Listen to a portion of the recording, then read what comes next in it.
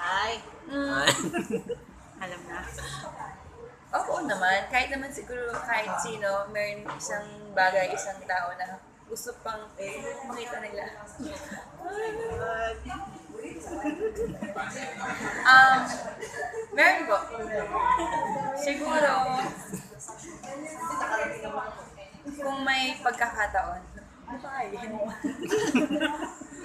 um, siguro yung dad ko.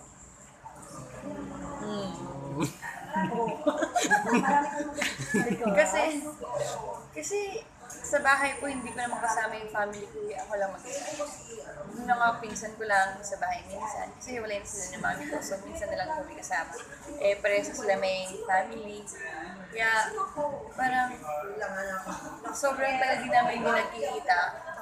Gusto ko silang makasama ulit. Gusto ko yung andyan si mami, si papa. Parang, ang sarap siguro sa feeling kapag kompleto kami.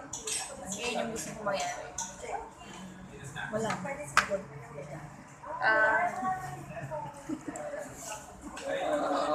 Off the record? Sige, sige. Okay. Wait lang, ayan na.